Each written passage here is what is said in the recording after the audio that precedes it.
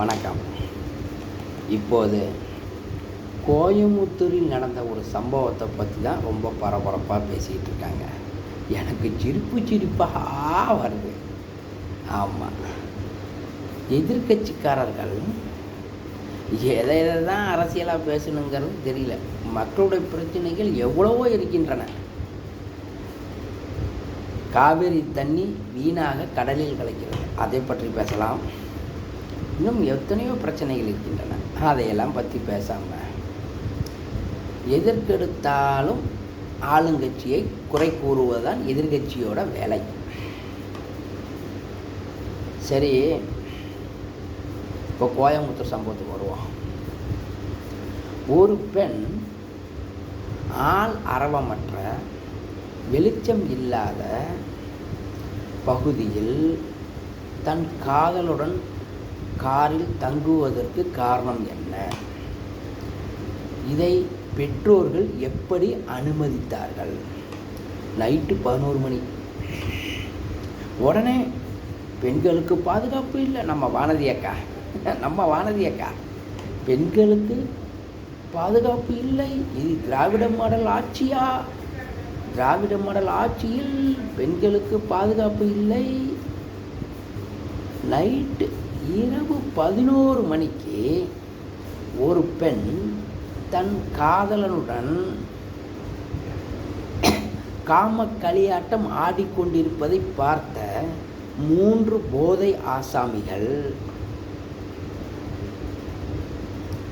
புத்தி தடுமாறாதா?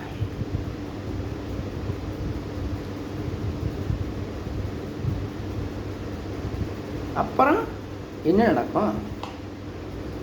நான் கேட்குற கேள்வியை தான். விஜய்,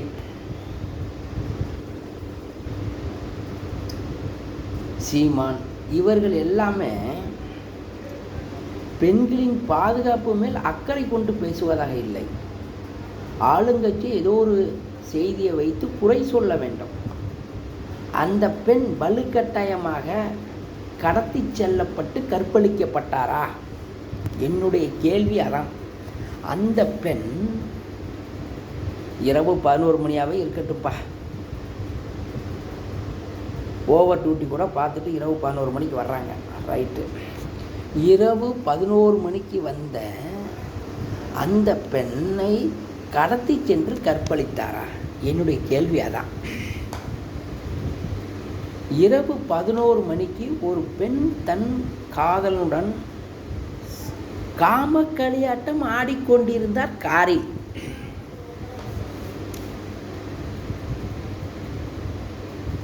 பொண்ணை பெற்றவனுக்கு அறிவு இல்லை, பையனை பெற்றவனுக்கு அறிவு இல்லை. நைட்டு 11 மணிக்கு தன் பெண் வீட்டில் இல்லை என்பதை, தன்னுடைய மகன் இல்லை என்பதை அந்த 2 பெற்றோர்களுமே கவனிக்க தவறிவிட்டார்கள். முதல் குற்றவாளி பெற்றோர்கள்.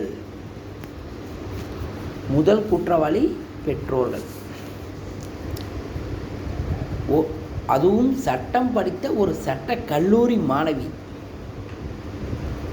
லா காலேஜ் எத்தனை மணிக்கு விடுது? கோயமுத்தூரில் லா காலேஜ் நைட்டு 11 மணிக்கு தான் விட்றாங்களா? நான் கேட்குறேன்.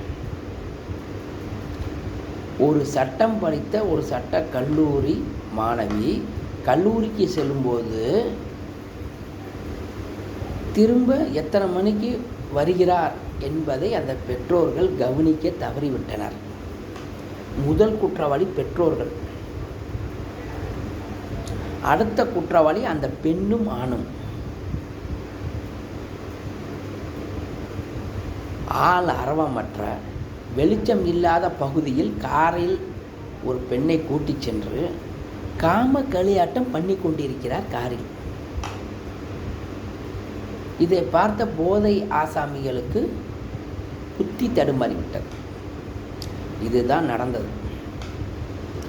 இதற்கும் அரசுக்கும் என்ன சம்பந்தம்? ஒவ்வொரு ஜோடிக்கும் ஒரு காவல்துறை அதிகாரியை நியமிக்க முடியுமா? நீங்கள் போய் காம களியாட்டம் பார்த்துட்டு வாங்க, நாங்கள் நின்று உங்களுக்கு காவல் பார்த்துக்கிறேன் அப்படின்னு எந்த ஒரு காவல்துறை அதிகாரியாவது அனுப்ப முடியுமா? அது முறையா? உடனே சட்ட ஒழுங்கு சீரழிந்து விட்டது.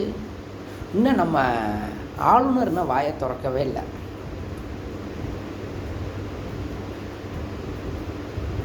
சட்ட ஒழுங்கு சீர்கட்டு விட்டது. நைட்டு 11 மணிக்கு ஒரு பொண்ணுக்கு என்னையா வேலை? ஒரு காலேஜ் படிக்கிற பொண்ணுக்கு, அது என்ன வேலைக்கு போகிற பொண்ணா? ஒரு காலேஜ் படிக்கிற பொண்ணுக்கு நைட்டு 11 மணிக்கு என்ன வேலை? ஒரு ஆணுடன் என்ன வேலை? காம களியாட்ட வேலை. அக்கா வானதி அக்கா, நீங்கள் சொல்கிறத பார்த்தோம்னா எங்கள் ஊரில் ஒரு பழமொழி சொல்லுவாங்க, விளக்கு பிடிக்கிறது. நாட்டில் எத்தனையோ பிரச்சனைகள் இருக்கிறது, மக்கள் பிரச்சனைகள், அதையெல்லாம் எடுத்து பேசுங்க அக்கா. இது அவர்களுடைய தவறு. உப்பை தின்னவன் தண்ணி குடித்தே ஆக வேண்டும். தவறு செய்பவன் தண்டனை அனுபவித்தே ஆக வேண்டும்.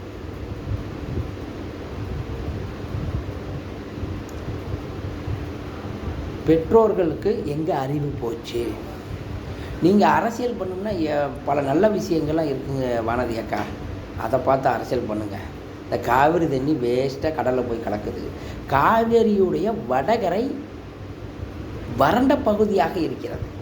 தென்கரைக்கு மட்டுமே காவிரி நீர் செல்கின்றது. அதை குத்தம் சொல்ல முடியாது, ஏன்னா அப்போ உள்ள பொருளாதார வசதிக்கு அப்படி பண்ணிட்டாங்க.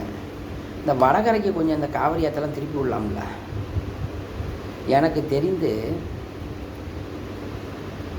நாமக்கல் மாவட்டத்திலேருந்து காவிரி ஆறு புறப்படுவதுதான் எனக்கு தெரியும்.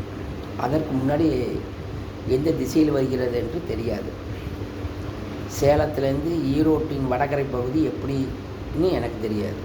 ஆனால் நாமக்கல் மாவட்டத்திலிருந்து காவேரி கடலில் கலக்கும் பூம்புகார் வரைக்கும் வடகரை பகுதி வறண்ட பகுதி தான். அந்த வறண்ட பகுதிக்கு காவேரி தண்ணி திருப்பி விட வேண்டும். அதற்கு ஒரு போராட்டம் பண்ணலாம். தேவையே இல்லாமல் அவன் கொழுப்பெடுத்து போய் ஒரு பிள்ளையோ ஒரு பொண்ணும் பையனும் போய் கூத்து அடிச்சுக்கிட்டு இருக்கிறாங்க. அதனால் அவங்க செய்த தப்புக்கு ஒரு தண்டனை கிடச்சிருக்கு. இதுக்கு போய் தேவையில்லாமல் கண்டன ஆர்ப்பாட்டம், அரசை குறை சொல்கிறது, திராவிட மாடல் ஆட்சி சரியில்லை, எங்களை என்ன விளக்கு பிடிக்க சொல்கிறீங்களா? பெற்றோர்கள் என்ன பண்ணாங்க? அவனையெல்லாம் செருப்பாலே அடிக்கணும். அந்த பொண்ணை பெற்றவன் பையனை பெற்றவன் 2 பேர்த்தையும் செருப்பால் அடிக்கணும். நிற்க வச்சு பிஞ்சு செருப்பு, ஒரு செருப்பை வாயில் கவ்வ கொடுத்து இன்னொரு செருப்பாலே அடிக்கணும். அவனையெல்லாம் பொண்ணை பெற்றவன்களை ஃபஸ்ட்டு செருப்பாலே அடிக்கணும்.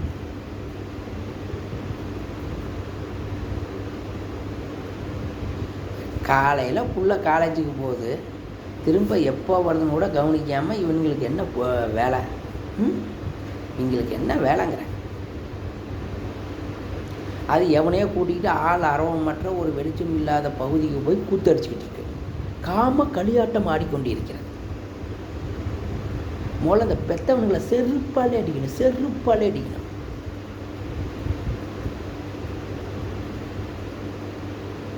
அதனால் எதிர்கட்சிக்காரங்களுக்கும் ஒன்று சொல்கிறேன், நாட்டில் எவ்வளோ பிரச்சனைகள் இருக்கின்றன, அந்த பிரச்சனைக்கெல்லாம் போராடுங்க. இந்த மாதிரி காம களியாட்டத்திற்கெல்லாம் போராடாதீங்க. எனக்கு சிரிப்பாக வருது, ஒரு பக்கம் வேதனையாக வருது. எலெக்ஷன் நெருங்குதுன்னா என்ன வேணாலும் பண்ணுவீங்களா? பெண்களின் பாதுகாப்பை நீங்கள் உண்மையான அக்கறையோடு இருந்திருந்தால் இந்த விஷயத்திற்கு நீங்கள் கண்டன ஆர்ப்பாட்டமே நடத்தியிருக்க மாட்டீங்க. எத்தனையோ பெண்கள் வேலைக்கு போயிட்டு வர்றப்போ பல பிரச்சனைகளை சந்திக்கிறாங்க, பல பாலியல் பிரச்சனைகளை சந்திக்கிறாங்க. அதுக்கு நீங்கள் போராட்டம் நடத்தினா ஓகே.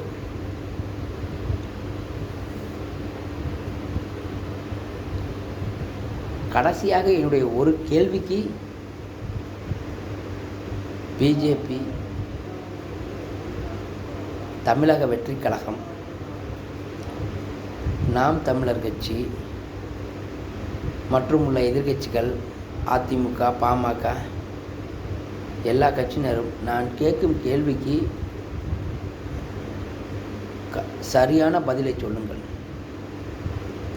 இரவு 11 மணிக்கு ஆள் அரவமற்ற வெளிச்சம் இல்லாத ஒரு காட்டுப்பகுதியில் ஒரு பெண்ணும் ஆணும்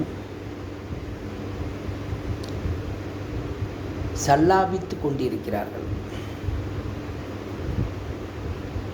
அது சரியா? காரில் சல்லாபித்து கொண்டிருக்கிறார்கள். அது சரியா? என் கேள்விக்கு பதில் வேண்டும். அப்புறம் இன்னொன்று கேட்குறேன். தினத்தந்தி பத்திரிகை பாராட்டுறேன். தினத்தந்தி பத்திரிகையில் அந்த பெண் எப்படி கற்பழிக்கப்பட்டால், எதனால் கற்பழிக்கப்பட்டால், எப்படி கற்பழிக்கப்பட்டால் அப்படிங்கிற ஒரு செய்தியை விளக்கமாக போட்டிருந்தாங்க, உண்மை நிலவரத்துடன். அதனால் தினத்தந்தி பத்திரிகையை நான் பாராட்டுகிறேன்.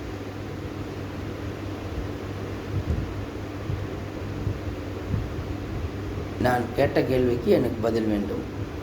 பிஜேபி கட்சியில் உள்ள என் நண்பர்கள் எனக்கு பதில் சொல்ல வேண்டும்.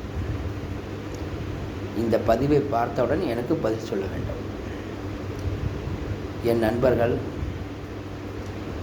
பிஜேபி கட்சியில் உள்ள என் நண்பர்கள் எனக்கு பதில் சொல்ல வேண்டும். அவ்வளோதான்.